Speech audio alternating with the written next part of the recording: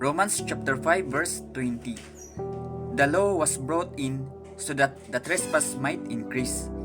But where sin increased, grace increased all the more. Ano po ang purpose ng law? Ang plano po ng ating Panginoon sa batas ay hindi layunin upang bigyan daan tayo na makamit natin ang righteousness sa sarili nating pagsisikap. Sa halip po ay ini-expose nito or inilalantad ang katotohanan ng kasalanan at kawalan natin ng kakayanan na ma-perfect at masunod ang mga utos ng Diyos. Sabi po dyan na sins increased or dumadami ang kasalanan. As the law revealed the extent of our sin, or grabe na po ang lawak ng kasalanan, it might seem like sin was increasing. But this was actually a necessary part of God's plan to reveal the need for a Savior.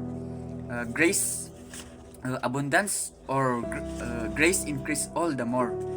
For sin increased, grace abounded all the more. Ibig sabihin po, itong grace or biyaya ng Diyos ay hindi lamang sapat upang takpan ang ating mga kasalanan, ngunit ito ay higit pa sa sapat upang madaig or ma-overcome ang mga epekto ng kasalanan at ang mga kahihitnan nito. Parang ako po, ang dami ko pong kasalanan na ang akala ko ay napakasama ko ng tao, ngunit nung nalaman ko na mas higit pa ang biyaya ng Diyos, unti-unti pong nababago ang aking pag-uugali at pag-iisip dahil sa pananampalataya ko po kay Jesus Christ sa ginawa niya sa cross ng Kalbaryo.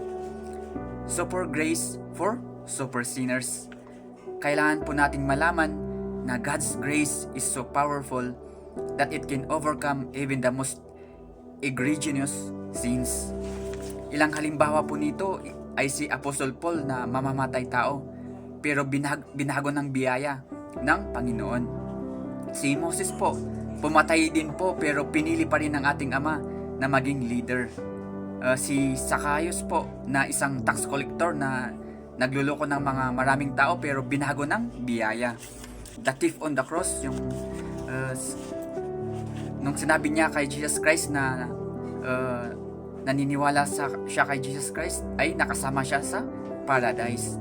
Madami pong mga tao na makasalanan na transform na ng grace o biyaya. Focus on grace.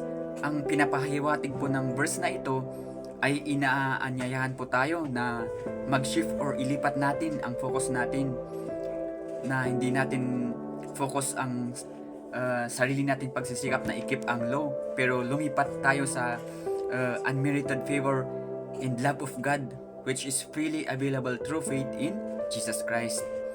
Romans chapter 5 verse 20 teaches us na we are not under the law's condemnation but under God's grace, na isang mas makapangyarihang pwersa na nagdudulot ng kapatawaran, katwiran at buhay na walang hanggan.